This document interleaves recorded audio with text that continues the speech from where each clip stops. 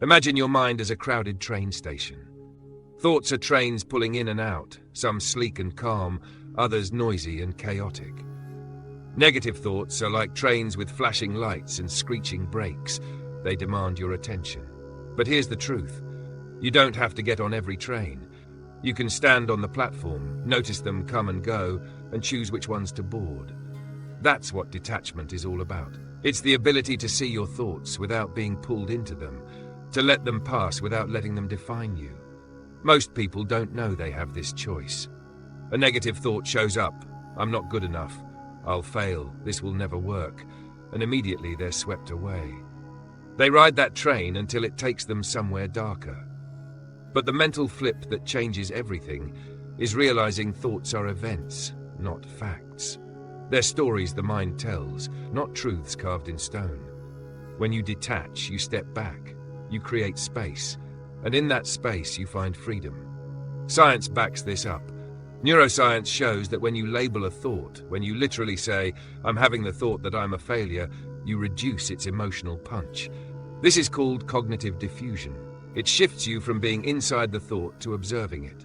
Studies in mindfulness-based therapy confirm this. Labeling interrupts the cycle of rumination and calms the amygdala, the part of your brain that fires fear and stress signals. In seconds, you move from drowning in the story to standing on shore, watching it unfold. So how do you practice this in daily life? Let's explore. One of the fastest tools is name and tame. A thought hits, I can't handle this. Instead of fusing with it, add 4 words, I'm having the thought that I can't handle this. Feel the difference. You've created distance. The thought is no longer your identity. It's just an event happening in the mind, and events pass. Another tool is visualization. Imagine writing your negative thought on a balloon. Release it and watch it drift upwards, smaller and smaller, until it disappears into the sky. Or picture the thought as text on a computer screen. Shrink the font, blur it, drag it to the corner. The brain responds powerfully to imagery. By playing with the thought visually, you weaken its grip emotionally. Then there's breath. Negative thoughts often trigger a body storm, tight chest, racing pulse, clenched jaw. By anchoring in breath, slow inhale through the nose, long exhale through the mouth, you send a signal to your nervous system. It's safe. That calm body makes it easier to detach from the storm in the mind. Let's take an example. Imagine a runner in a marathon. At mile 15, the thought arrives, I can't finish. If they believe it, they stop. But if they detach, that's just a thought, not reality. They keep moving. They shift focus to the next step, the next breath. Over time, this practice of detachment becomes resilience. It's the difference between quitting under pressure and pushing through to victory. Or think of an entrepreneur pitching their idea. A potential investor says, this won't work. The thought crashes in, maybe I'm a fraud. If they fuse with it, they spiral. If they detach, they reframe. I'm having the thought that I'm a fraud. But thoughts aren't facts. Let me focus on what I can control, my next pitch, my next iteration. That's how empires are built, not by avoiding no's or doubts, but by refusing to fuse with them. Detachment doesn't mean denial. It doesn't mean pretending everything is positive. It means you stop letting negative thoughts be dictators. You treat them as advisors, loud, dramatic advisors who are often wrong. You listen, notice, but you don't obey. Here's a deeper mental flip. Negative thoughts are not enemies, they're signals. Fear says, this matters to you. Doubt says, you're stepping into the unknown. Self-criticism says, you want to improve. When you detach, you can hear the message without being trapped in the story. You can thank the thought, then move on. That turns resistance into information, and information into power. So here's your practice.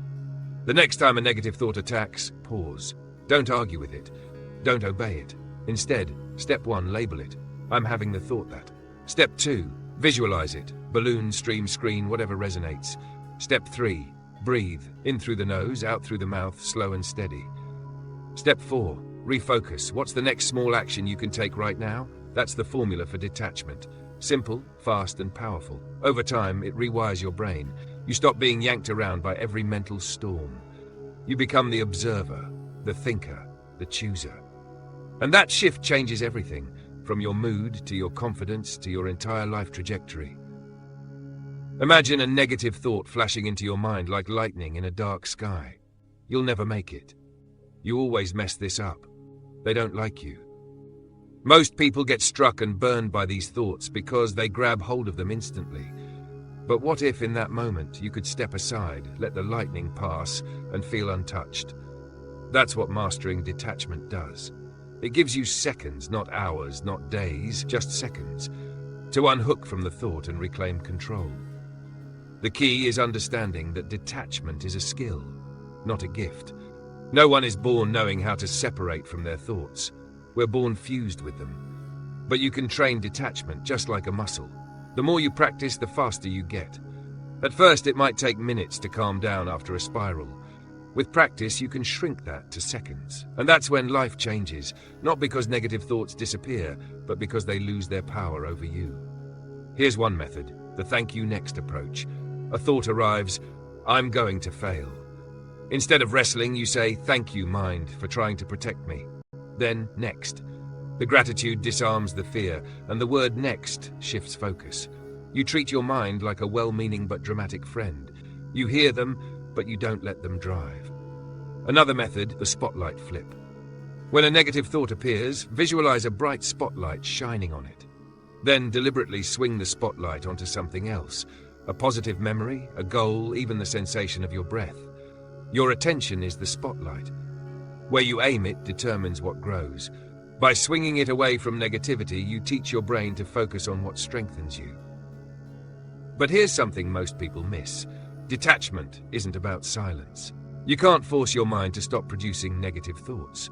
The average brain produces 60,000 thoughts a day, many of them repetitive and negative. Trying to silence them is like trying to stop waves in the ocean. The goal is to surf the waves, not stop them. Detachment is surfing. You let the waves rise and fall, but you keep your balance. Let's look at a story. Imagine a musician stepping on stage. A thought screams, you're going to mess up. Old pattern? Panic, shaky hands, missed notes. New pattern? Detachment. She notices it, names it. I'm having the thought that I'll mess up. She breathes, feels her feet on the stage and says, next. The thought loses its grip. She plays freely. The audience cheers. Nothing changed about the thought. It still showed up. What changed was her relationship with it. Or picture a parent overwhelmed at work, worrying, I'm failing my kids. Instead of spiraling into guilt, they detach. That's a thought, not reality. I can choose to be present when I get home. By unhooking, they free energy for action, reading a bedtime story, giving a hug, being present. The detachment turns suffering into connection. Advanced practice, turn negative thoughts into fuel. Say a voice whispers, you're not ready. Detach, then reframe.